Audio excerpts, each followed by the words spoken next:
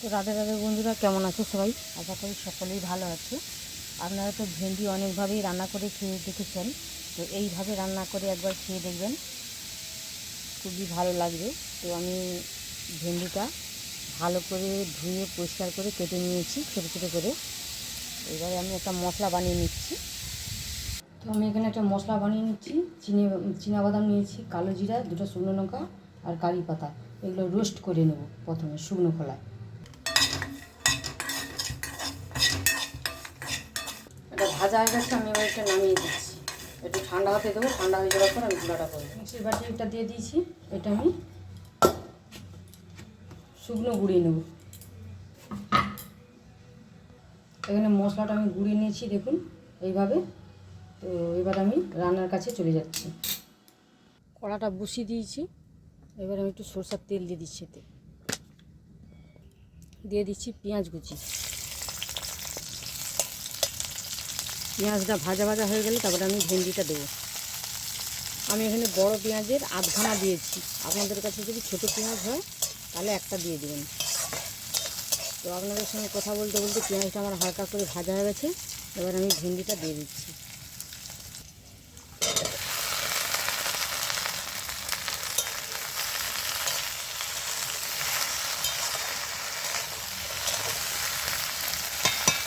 একটু ঢাকনা দিয়ে দিচ্ছি।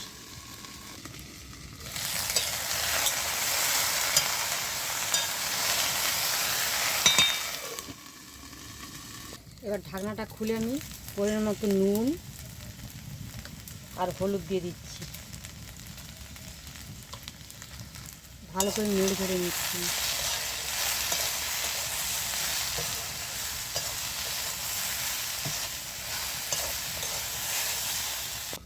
ঢাকনাটা খুলে এবার যে আমি রোস্টের যেটা ভেজে গুঁড়া করে রেখেছিলাম সেটা দিয়ে দিচ্ছি। এবারে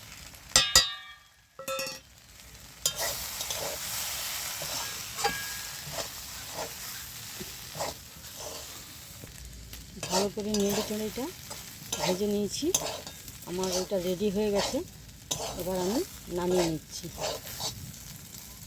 তো রেডি হয়ে গেছে, এমনিটা নামিয়ে নিয়েছি। গরম ভাতের সাথে পরিবেশন করবো। এরকম গরম ভাতের সাথে এরকম একটা ভেন্ডি রেসিপি থাকলে আর কোনো কথাই নেই, এই দিয়ে এক থালা ভাত খাওয়া হয়ে যাবে। তো আমার রান্নাটা যদি ভালো লাগে আমার চ্যানেলটি সাবস্ক্রাইব করে আমার পাশে থাকবেন।